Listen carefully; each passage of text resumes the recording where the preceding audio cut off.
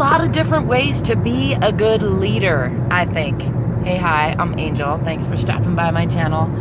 I aspire to be a leader. In fact, I'm kind of a natural born leader in some groups, and I'm also able to follow pretty well. And I've been a follower, been a leader, and I was just reflecting on the different styles of leadership and how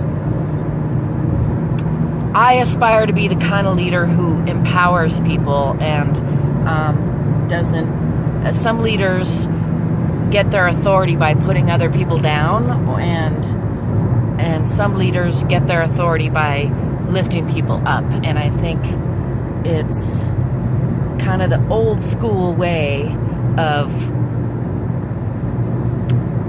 getting respect by being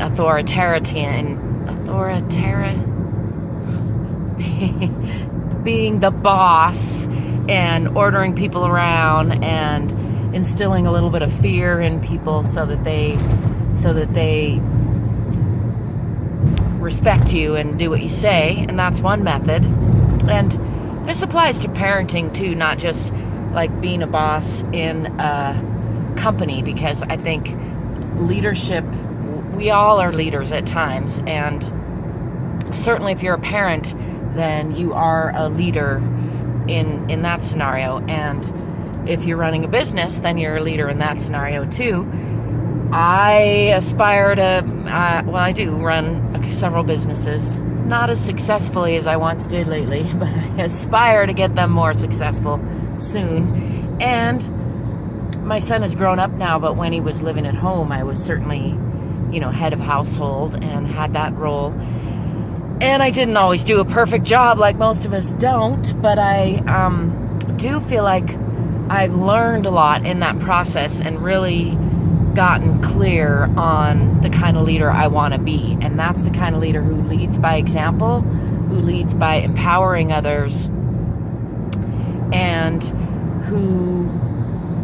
that example being who leads by not losing my temper, not losing my cool, not flying off the handle when things especially when things are challenging. That's the tricky part of it, because most of us can be cool when things are all hunky-dory cool, but it's a little bit tougher when things are not going right, or in a crisis, or there's an emergency.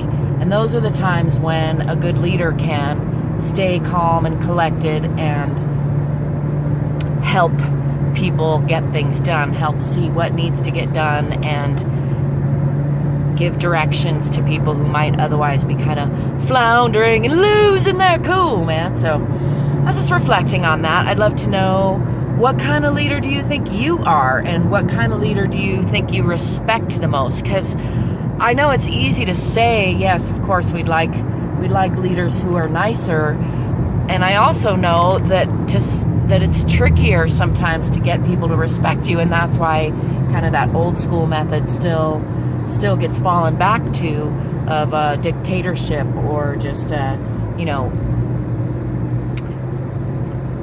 putting people down or putting people in their place, reminding them that you're the boss so that they'll do what you say and focus. And there is something very effective about that sometimes. So I'm not saying that should be 100% one way or the other.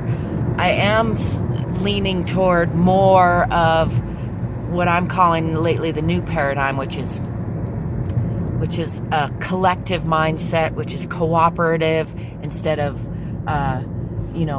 more of a dictatorship, or more of the old school boss method. But I'm interested to know what you think, because I'm still learning. I'm still mulling this over, and I know there's a lot of different experiences, a lot of different opinions, and I really would love to hear what you think about leadership. What makes a good leader? What makes a bad leader? What makes a good boss? What makes a bad boss? What makes a good parent? What makes a bad parent?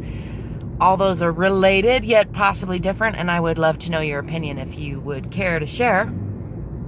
As always, you can find other ways to connect to me and ways to support me in the description below.